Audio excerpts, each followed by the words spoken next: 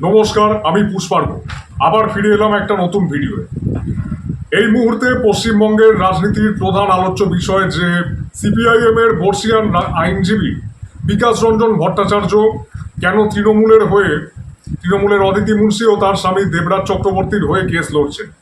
যথারীতি এটা নিয়ে হাইপ তুলল বিজেপির আইটি সেল, ইলেকট্রনিক মিডিয়া ও প্রিন্ট মিডিয়ার। এদের বক্তব্য হচ্ছে যে দুর্নীতির বিরুদ্ধে যুদ্ধ ঘোষণাকারী ক্রুসেডার বিকাশবাবু কেন দুর্নীতিতে অভিযুক্তদের হয়ে কেস লড়ছেন। তো এর উত্তর যথারীতি সাম্প্রতিক অতীতে বিকাশবাবু দিয়েছেন বিভিন্ন ইউটিউব চ্যানেলেতে। অ্যাজ ইউজুয়াল এক্সপেকটেশন যেটা সেভাবে প্রচার হয়নি। বিষয়টা নিয়ে প্রথমে মুখ খুলবো ভাবিনি, কিন্তু পরবর্তীতে যখন সোশ্যাল মিডিয়াতে ক্রমাগত ফ্রাস্ট্রেশন ও ক্ষোভ ঝরে পড়তে দেখলাম, তো তখন মনে হলো এই বিষয়টা নিয়ে আলোচনা করার দরকার। তাই আজকের ভিডিওর আলোচ্য বিষয় হচ্ছে সেটা যে 2026 বিধানসভা নির্বাচনের পর গত 24 তারিখ ছিল ফলতা বিধানসভার উপনির্বাচন। এই উপনির্বাচনের ফলাফল আমার পর্যালোচনাকেই সত্য প্রমাণ করে দিয়েছে যে এখন পশ্চিমবঙ্গের রাজনীতি সরাসরিভাবে ধর্মীয় ফ্যাসিবাদী, ধর্মীয় মৌলবাদী বিজেপি ভার্সেস ধর্মনিরপেক্ষ বাম গণতান্ত্রিক সমাজতান্ত্রিক শক্তি, এই দুই ভাগে বিভক্ত হয়ে গেল। তৃণমূল নামক কোনো ছদ্ম বিরোধী খাতায় কলমে থাকলেও বাস্তবে যাদের কোনো অস্তিত্ব এখন আর নেই, পুরোটাই ধীরে ধীরে বিজেপিতে মিশে যাবে, আরএসএস এর ছোট ফুল থেকে বড় ফুলে সম্মিলিত হবেই। তো এমতো পরিস্থিতিতে বামপন্থীদের যে পুনরুত্থান পশ্চিমবঙ্গের মাটিতে, সেটাকে আটকানোই এখন আরএসএস এর প্রধান এজেন্ডা। আর এখান থেকেই শুরু হচ্ছে সেই এজেন্ডা। একটু ভেবে দেখুন তো, আজ যে বিকাশ রঞ্জন ভট্টাচার্যের এই অদিতি মুন্সিদের কেসটা এই যে লড়ছেন, এটা যেভাবে আপনারা পেলেন সেভাবে কি পেয়েছিলেন যে যখন অতীতে বিকাশবাবু শুভেন্দু অধিকারী, মুকুল রায়, কৌস্তব বাগচি, অর্জুন সিং এদের হয়ে কেস লড়েছিলেন? না, পাননি।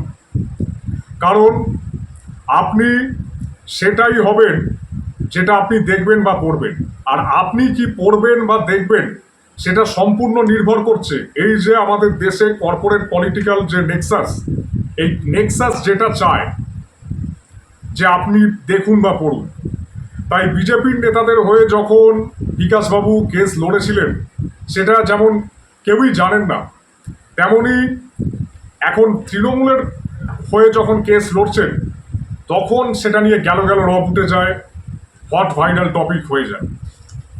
তো কাউন্টারে অনেকে বলতেই পারেন যে বিকাশবাবু প্রাতিষ্ঠানিক দুর্নীতির বিরুদ্ধে লড়েন, আর এই বিজেপি নেতাদের কেসগুলো সেই রকম নাকি প্রাতিষ্ঠানিক দুর্নীতির এতেই বিরুদ্ধেই ছিল। তো একবার চলুন দেখা যাক সেই কেসগুলো কি ছিল। এক, মুকুল রায় 2019 সালে একটা মানি রিকভারি কেসে 19 লক্ষ টাকার বড়বাজারের সেই মামলায় লড়েছিলেন বিকাশবাবু মুকুল রায়ের হয়ে। দুই, কৌস্তব বাগচি, যখন কলকাতা পুলিশ ইল্লিগালি মাঝরাতে কৌস্তব বাগচিকে তুলে নিয়ে যায়, সেই মামলাটাও লড়েছিলেন বিকাশবাবু। তিন, শুভেন্দু অধিকারী, একটা জনস্বার্থ মামলায় শুভেন্দু অধিকারী বিকাশ রঞ্জন ভট্টাচার্যের সাহায্য চেয়েছিলেন। চার, অর্জুন সিং, একাধিকবার অতীতে দলবদলের সময় রাজ্য সরকারের পক্ষ থেকে অর্জুন সিংকে ক্রিমিনাল কেস ও কারাপশনের কেস দেওয়া হয়, তো তখন সেই মামলাও লড়েছিলেন বিকাশবাবু। এখান থেকে একটা প্রশ্ন আসছে যে এই যে অদিতি মুন্সিদের যে এই কেসটা, এটা কোনো আরো একটা প্রাতিষ্ঠানিক দুর্নীতি বা অন্য কোনো অপরাধের যোগসূত্রকে প্রকাশ করবে না? তো ঘটনা পরম্পরা যদি আমরা দেখি তাহলে আমরা দেখতে পাবো যে নির্বাচনের রেজাল্টের পরপরই 6ই মে শুভেন্দু অধিকারীর প্রাক্তন আত্মসহায়ক বা পার্সোনাল অ্যাসিস্ট্যান্ট পিএ চন্দ্রনাথ রথ হঠাৎই খুন হন আততায়ীদের গুলিতে। তো এই সময় বিজেপির বিধায়ক অর্জুন সিং হঠাৎই পাবলিকলি দাবি করেন যে এই চন্দ্রনাথ রথ খুনেতে সরাসরি জড়িত আছে বা হাত রয়েছে অদিতি মুন্সির স্বামী দেবরাজ চক্রবর্তী। কারণ এই চন্দ্রনাথ রথ যেখানে খুন হন সেই উত্তর 24 পরগনার মধ্যগ্রাম এলাকাটা নাকি পলিটিক্যাল হোল্ড ছিল এই দেবরাজ চক্রবর্তী। এছাড়া দেবরাজ চক্রবর্তীর ঘনিষ্ঠ সম্রাট বড়ুয়া কাউন্সিলর যখন অ্যারেস্ট হয় তোলাবাজি আর সিন্ডিকেট বাজিতে, তখন রাজ্য সরকারি সংস্থা তদন্তকারী সংস্থার পক্ষে এদেরকে ফাঁসাতে হতে পারে এই কেসেতে, এই চন্দ্রনাথ রথের খুনের কেসে বা আরও বড় কোনো ষড়যন্ত্রে। তাই রক্ষা কবচের জন্য অদিতি মুন্সি আর দেবরাজ চক্রবর্তী বিকাশ রঞ্জন ভট্টাচার্যের শরণাপন্ন হন অন্তর্বর্তীকালীন জামিনের জন্য। তো এই প্রসঙ্গে চন্দ্রনাথ রথ খুনের প্রসঙ্গে বিকাশবাবু নিজের যা স্ট্যান্ড তা হচ্ছে যে নিহত চন্দ্রনাথ রথ নিশ্চয়ই কোনো এমন গুরুত্বপূর্ণ তথ্য বা নথি জানতেন বা সাক্ষী ছিলেন যার জন্য তাকে খুন হতে হলো, যে সেটা কোনো একটা বড় ব্যক্তিত্বকে অসুবিধায় ফেলতে পারত, হাই প্রোফাইল পলিটিক্যাল ফিগারকে অসুবিধাতে ফেলতে পারত। এক্ষেত্রে বলে রাখা ভালো যে বিগত 13 বছরে এই চন্দ্রনাথ রথ ছাড়াও শুভেন্দু ঘনিষ্ঠ আরও 3 জন রহস্যময়ভাবে খুন হয়েছে। উদাহরণস্বরূপ যে 2013 সালে প্রদীপ ঝা, যিনি ছিলেন শুভেন্দু অধিকারীর প্রাক্তন পিএ, 2018-তে শুভব্রত চক্রবর্তী ব্যক্তিগত সিকিউরিটি অফিসার, 2021-এ পুলক লাহিড়ী ড্রাইভার এবং অন্যতম বিশ্বস্ত সঙ্গী, রাজনৈতিক সঙ্গী। যে প্যাটার্নটা সিবিআইকেও ভাবাচ্ছে যে এই নিহত হয়ে যাওয়া প্রত্যেকে অবশ্যই কোনো বিশেষ কিছু জানতেন, যার জেরেই এদের যে কর্মসূত্র, সেই কর্মসূত্রের জেরেই এদেরকে এরকম সন্দিগ্ধ অবস্থায় এদের শেষ পরিণতি হলো। যদিও এই কেসটা মূলত পুলিশের আওতায় পড়ে না, এই যে অদিতি মুন্সিদের কেসটা, যেহেতু ইলেকটোরাল এফিডেভিট বা নির্বাচনী হলফনামাতে আয় বহির্ভূত সম্পত্তির যে কেস, এটা পুলিশের আওতায় পড়ে না, এটা পড়ে ইনকাম ট্যাক্সের আওতায় এবং পড়ে ইডির আওতায়। তো সেজন্যই এটা সওয়াল করেছেন বিকাশবাবু। তো এবারে গত কয়েকদিনের ঘটনাবলীর কথা একটুখানি ভেবে দেখুন। শ্রমজীবী গরিব মানুষদের যে আশ্রয় এবং হকারদের যে সামান্য রোজগার, তার উপরে ক্ষমতায় আসতে না আসতেই এই যে বিজেপির রাজ্য সরকার পশ্চিমবঙ্গে যেভাবে কোনো পুনর্বাসন না দিয়ে, কোনো অগ্রিম নোটিশ না দিয়ে, যে স্থানান্তরের সময়সীমা এইটা না দিয়ে বুলডোজার রাজ্যে চালিয়ে দিল, তাতে যে ক্ষতিগ্রস্ত করলো গরিব মেহনতি মানুষকে, সেই ঘটনা আপনার কাছে কবার তুলে ধরলো এই আমাদের বাংলার সো কল্ড এগিয়ে থাকা মিডিয়ারা। তাদের সোশ্যাল মিডিয়ায় কতবার দেখানো হলো এই যে দমন পীড়নের বিরুদ্ধে একমাত্র রাস্তায় নেমে লড়ে যাচ্ছে লাল কাস্তে হাতুড়ি তারা ঝান্ডা, সিপিআইএম এর শ্রমিক সংগঠন সিআইটিউ। শুধুমাত্র সিপিআইএম ও সিআইটিউর যে সোশ্যাল মিডিয়া হ্যান্ডেলগুলো আছে, সেইগুলো ছাড়া কোথাও কি প্রকাশ হয়েছে এগুলো? এই মিডিয়া, যারা নিজেদেরকে এগিয়ে থাকা মিডিয়া, 1 নম্বর মিডিয়া বলে দাবি করে, তারা এই ঘটনাটা একটা রুটিন খবর করার মতো তুলে ধরল এবং এইভাবে তুলে ধরলো যে দেখুন সরকার কিভাবে শুরু থেকেই ব্যবস্থা নিচ্ছে অবৈধ দখলদারির বিরুদ্ধে, সৌন্দর্যায়ন করছে কিভাবে সরকার, এই ব্যাপারগুলো তুলে ধরলো এখানে। কিন্তু কখনো যে প্রশ্নগুলো করলাম আমি, এই প্রশ্নগুলো কি করেছে এই মিডিয়া? না, তারা করেনি। কারণ তারা এই মুহূর্তে ভাইরাল করছে বিকাশবাবুর এই যে প্রসঙ্গটা, এই জিনিসটাকে বলা হয় সেন্সেশনালিজম। এই জিনিসটা যে একজন প্রথম সারির বামপন্থী কমিউনিস্ট আইনজীবী একটা তৃণমূলের দুর্নীতিবাজের পক্ষে লড়ছেন, এটা বেশি বিতর্ক তৈরি করবে, বেশি ক্লিক হবে, অনেক ভিউ দেবে। কিন্তু সিআইটিউর নেতৃত্বে হকারদের যে আন্দোলন শিয়ালদহতে গত 22শে মে যে হয়ে গেল, আজও বিভিন্ন স্টেশনেতে হয়ে চলেছে, তারপর থেকে যে প্রপার ভেন্ডিং টাউন কমিটি ও পুনর্বাসনের দাবিতে হকাররা যে এগুলো লড়ে যাচ্ছে, এগুলোকে প্রাইম টাইম কভারেজ দেওয়া হচ্ছে না। এবার মিডিয়া এগুলো কেন করে চলুন একটু দেখে নেওয়া যায়। সংবাদপত্রের যে স্বাধীনতা সূচক বা প্রেস ফ্রিডম ইন্ডেক্স, যেটা, তাতে ভারতের র্যাঙ্কিং কত? 157 আউট অফ 180। এবং এই র্যাঙ্কিংয়ের মানে এটা দাঁড়ায় যে বিরোধী স্বরকে কতটা দাবিয়ে দেওয়া হয়, যে দেশের গুটি কয়েক কর্পোরেট সংস্থা মিলে বা বড় ব্যবসায়িক গোষ্ঠী মিলে দেশের সব চ্যানেল বা কাগজকে কন্ট্রোল করছে কিনা, যাদের সরকারের সাথে ঘনিষ্ঠতা রয়েছে।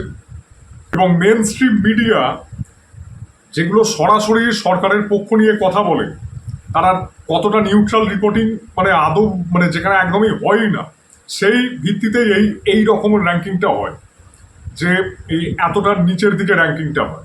বিগত 12 বছরে ভারতের এই মোদি গভর্নমেন্টের আমলে যে দুজন ভারতীয় ধনকুবেরের সম্পত্তি সব থেকে বেড়েছে তারা হলো, হ্যাঁ ঠিকই ধরেছে, মুকেশ আম্বানি প্রায় 421%, আর গৌতম আদানি প্রায় 1027%। আর এই মুকেশ আম্বানির রিলায়েন্স ইন্ডাস্ট্রি প্রায় 70টি টিভি চ্যানেল, আর আদানি গোষ্ঠী 2টি টিভি চ্যানেল, এগুলোর হচ্ছে মালিক, যার মধ্যে 20টা নিউজ চ্যানেল, 16টি ভাষার, আর 14টা রিজিওনাল যে নিউজ চ্যানেল আছে সেগুলো আম্বানি। আর আদানি এনডিটিভি নেটওয়ার্কের যে চ্যানেলগুলো আছে সেগুলোকে পরিচালনা করেন বা সেগুলোর মালিক তারা। অন্যদিকে আরেকটি মিডিয়া আছে যে জি মিডিয়া, যার মালিক হচ্ছে সুভাষ চন্দ্রা, যিনি 14টা টিভি চ্যানেল নিউজ চ্যানেলের মালিক, যিনি একদা ছিলেন বিজেপির রাজ্যসভার সাংসদ, বিজেপির এমএলএদের ভোটেতে হয়েছিলেন রাজ্যসভার সাংসদ। আর আরেকজন হচ্ছেন রিপাবলিক নেটওয়ার্কের কো ফাউন্ডার আর চন্দ্রশেখর, যিনি ছিলেন বিজেপির রাজ্যসভার সাংসদ, পরবর্তীতে ইউনিয়ন মিনিস্টার হন এবং এখন তিনি বিজেপির বিধায়ক। মোদি গভর্নমেন্টের আমলে এই মিডিয়া হাউসগুলোর সম্পদ কত বৃদ্ধি হয়েছে চলুন একবার দেখে নেওয়া যাক। নেটওয়ার্ক 18, যেটা যার মধ্যে নিউজ 18 বাংলা থেকে নিউজ 18 হিন্দি সমস্ত যে চ্যানেলগুলো আছে, এদের হয়েছে প্রায় 4,671 কোটি টাকা। রিপাবলিকের হয়েছে 350 থেকে 395 কোটি টাকা। টাইমস নাও গোষ্ঠীর হয়েছে 5,300 কোটির বেশি। আর এনডিটিভির আদানি টেক ওভারের পর 2026-এ রেভিনিউ জেনারেট করছে 540 কোটি টাকা। এছাড়া গভর্নমেন্ট প্রায় 3,000 কোটি টাকার বেশি বিজ্ঞাপন দিয়েছে এদের, বিশেষত নেটওয়ার্ক 18 আর রিপাবলিককে। ও বিজেপি অসাংবিধানিক ইলেকটোরাল বন্ডের মাধ্যমে লাভ করেছে প্রায় যথাক্রমে 6,060 কোটি টাকা ও 1,609 কোটি টাকা লাভ করেছে তৃণমূল ইলেকটোরাল বন্ডের যে অসাংবিধানিক ইলেকটোরাল বন্ডের দুর্নীতি তার মাধ্যমে। তো এর মধ্যে আবার আম্বানি দিয়েছে বিজেপিকে 580 কোটি টাকা, আর আদানি দিয়েছে প্রায় 55 কোটি টাকার মতো। এবং 2019-এ সিএমএস এর রিপোর্ট অনুযায়ী 27,000 কোটি টাকা বিজেপি এবং 2024-এ 60,000 কোটি টাকার মতো ইলেকশনে খরচ করেছিল বিজেপি। এবং সেন্ট্রাল দপ্তর ও প্রায় 900টা জেলা অফিস করতে বিজেপির খরচ হয়েছিল প্রায় 2,600 থেকে 3,500 কোটি টাকা, যার কোনো হিসেব কিন্তু নেই। তো আপনারা এবারে বুঝতে পারছেন যে এই ধরনের মিডিয়া কীরকম নিরপেক্ষ খবর আপনার কাছে পরিবেশনা করে। যে কর্পোরেট পলিটিক্যাল নেক্সাসের কথা বললাম, তারা বলেছিলাম সেটা তারা কী রকম যে খবর, নিরপেক্ষ খবর আপনাদের কাছে পৌঁছচ্ছে সেটা আপনারা দেখতেই পাচ্ছেন। তো এই গেল হচ্ছে মিডিয়ার ব্যাপার। তো এবারে দেখে নিই যে যে কেসগুলোর জন্য বিকাশবাবু মূলত এই আরএসএস এর যে চক্ষুশূল, সেটা একবার একটুখানি দেখে নেওয়া যায়। প্রথমে আসছে সারদা ও নারদা দুর্নীতি। সারদা যে 20,000 কোটি টাকার যে আর্থিক দুর্নীতি হলো, তা রাজ্য পুলিশের হাত থেকে সিবিআই এর হাতে পাঠানো এবং ঘটনায় ধরা পড়া চিটফান্ড সংস্থার মালিক সহ যে একাধিক তৃণমূল নেতৃত্ব, এটা সম্ভব হয়েছিল বিকাশবাবুর জন্যই। নারদা স্টিং অপারেশনে আমরা দেখেছিলাম যে বহু তৃণমূলের নেতা, মন্ত্রী, সাংসদ তারা তোয়ালে মুড়ে হাত পেতে ঘুষ নিচ্ছে। তো সেই মামলাকে সিবিআই এর হাতে পাঠানো এবং এই মামলায় যারা জামিন খুঁজছিল যে এই মামলায় অভিযুক্তরা, তো সেই অভিযুক্তদের বিরুদ্ধে দুর্নীতি প্রতিরোধ ও মানি লন্ডারিং প্রতিরোধ যে অ্যাক্ট, সেটা লাগানো। এবার হচ্ছে ডিএ কেস। রাজ্য সরকারি কর্মীদের যে বকেয়া ডিএ বাকি ছিল, যা কোর্ট আদেশ দিল যে 25% ডিএ দিতে হবে, এই মামলাটা বিকাশবাবুর জন্যই কিন্তু সম্ভব হয়েছিল। যার হচ্ছে যে এসএসসি দুর্নীতি, বহুল চর্চিত যে এসএসসি দুর্নীতি আমাদের রাজ্যে ঘটে গেছে, এই এসএসসি দুর্নীতির ফলে প্রায় 26,000 যোগ্য বঞ্চিত শিক্ষক তারা চাকরি হারা হয়েছেন। তৃণমূলের যে নেতা কর্মীরা রয়েছে তাদের সাদা খাতার যে শিক্ষক বানিয়ে দেওয়া টাকার বিনিময়ে, এই দুর্নীতির কারণে। এবং এই 26,000 যোগ্য বঞ্চিত শিক্ষকদের হয়ে বিকাশবাবু লড়াই করেছিলেন কোর্টে, এবং যার জেরেই পরবর্তীতে তৎকালীন শিক্ষামন্ত্রী পার্থ চ্যাটার্জি এবং তার বান্ধবীর অর্পিতা মুখার্জির খাটের তলা থেকে কোটি কোটি টাকা উদ্ধার হয় এবং তৃণমূল ঘনিষ্ঠ একাধিক শিক্ষা দপ্তরের আমলারা, কর্মীরা তারা গ্রেপ্তার হয় এই মামলায়। এবং এই একই মামলাতে বিজেপির সূত্র সামনে চলে আসে, উদাহরণস্বরূপ দিব্যেন্দু অধিকারী ও ভারতী ঘোষ। এবার হচ্ছে 4 নম্বর হচ্ছে আরজিকর কেস। আরজিকর মেডিকেল কলেজে ঘটে যাওয়া যে নৃশংস গণধর্ষণ ও হত্যাকাণ্ড, এই হত্যাকাণ্ডের বিরুদ্ধে প্রথমে লড়েছিলেন কোর্টেতে বিকাশ বাবুই, এবং তার সওয়াল জবাবের ফলেই এই কেসটা রাজ্য পুলিশের হাত থেকে পরে এটা সিবিআই এর হাতে যায়, এবং তারপরেই যে সিবিআই গ্রেপ্তার করে এই মামলার অন্যতম অভিযুক্ত টালা থানার ওসি অভিজিৎ মণ্ডল, সন্দীপ ঘোষ যে প্রিন্সিপাল। এবং এই মামলাতে একাধিক ব্যক্তির জড়িত থাকার কথাও বিকাশবাবুই প্রথম তুলেছিলেন। আর কিন্তু পরবর্তীতে আমরা দেখেছিলাম যে এই কেসটা নির্যাতিতার পরিবার বিজেপির নেতাদের কথাতে বশীভূত হয়ে বিকাশবাবুকে এই মামলা থেকে ছেড়ে দিয়ে অন্য উকিল নিযুক্ত করেন, এবং তার পরবর্তীকালে দেখলাম যে এই মামলার সমস্ত যারা অভিযুক্তরা ছিল তারা প্রত্যেকেই, বা অপরাধী বলা যায় যারা ছিল, তারা প্রত্যেকেই জামিন পেয়ে যায়। 5 নম্বর হচ্ছে 2018 পঞ্চায়েত নির্বাচনের যে ভায়োলেন্স, সেই ভায়োলেন্স সংক্রান্ত কেস। বিকাশ রঞ্জন ভট্টাচার্যই ছিলেন প্রধান আইনি বিশেষজ্ঞ এই কেসটার বিষয়ে, যে যার ফলে 34% যে বিনা প্রতিদ্বন্দ্বিতায় তৃণমূলের প্রার্থীরা যে জিতে গিয়েছিল, বিরোধীদের মনোনয়ন জমা দিতে দেওয়া হয়নি, এই ধরনের ব্যাপারগুলো একমাত্র তিনি তুলে ধরেন কোর্টের সামনে। এবার সম্প্রতি যে তিলজলা বস্তি ও ডেমোলিশন ও যে হকার উচ্ছেদ, এই যে ঘটনাটা, এই কেসটা, এই কেসের ক্ষেত্রে পুনর্বাসন না দিয়ে যে এই যে উচ্ছেদ করে দেওয়া, অগ্রিম নোটিশ না দিয়ে, সময়সীমা না দিয়ে যে বুলডোজার রাজ চালিয়ে দেওয়া, এর বিরুদ্ধে এটা সংবিধান বিরোধী প্রশাসনিক ক্ষমতার অপব্যবহার, এবং এই ক্ষেত্রে যে স্থগিতাদেশ এনে দেওয়া, এটা বিকাশবাবুই করেছিলেন কোর্টেতে। এছাড়া যে 100 দিনের কাজ, যেটা একদা বামফ্রন্ট সরকার, ইউপিএ সরকারের, কেন্দ্রীয় সরকারের আমলে তখন যে লড়াই করে এনেছিল, যেটাকে থেকে তৃণমূল নিজেদের দুর্নীতির একটা অন্যতম চাবিকাঠিতে পরিণত করেছিল, এই 100 দিনের কাজ যখন বন্ধ হয়ে যায় তৃণমূলের দুর্নীতির ফলে, এই 100 দিনের কাজকে আবার পুনরায় কোর্টে লড়ে ফিরিয়ে আনা ভারতের যে ক্ষেত মজুর ইউনিয়ন, তাদের করা মামলার ভিত্তিতে বিকাশবাবুই এটা লড়ে আদায় করে এনেছিলেন। আর মোস্তারি বানুর যে এসআইআর সংক্রান্ত কেস, যেটা যে ইমিডিয়েট ভোটারদের যে এই যে ডিলিশন, এটা যে বন্ধ করা, আর্লি 2026-এর যে কেসটা হয়েছিল, এই কেসটাও কিন্তু বিকাশবাবুই লড়াই করে আটকে দিয়েছিলেন, যেগুলো পরে হাইজ্যাক করতে চেয়েছিল তৃণমূল, আরএসএস এর নির্দেশে বিজেপির সাথে সেটিং করে সরকারি টাকায় এই পেড মিডিয়াগুলোতে বিজ্ঞাপন। তো এবারে আরেকজনের কথা জানা যাক, যিনি ছিলেন একদা কেন্দ্রীয় আইনমন্ত্রী বাজপেয়ী সরকারের জমানায়। তার নাম হচ্ছে রাম জেঠমালানি। আপাতভাবে হয়তো কেউ এনাকে চিনবেন না এখন, কিন্তু যারা রাজনীতির খবর রাখেন বা পুরনো রাজনীতির লোক আছেন, তারা হয়তো বুঝতে পেরেছেন নামটা শুনে, রাম জেঠমালানি কে। তো এই রাম জেঠমালানিও বিকাশবাবুর মতোই একাধিক শোরগোল ফেলে দেওয়া কেস লড়েছিলেন।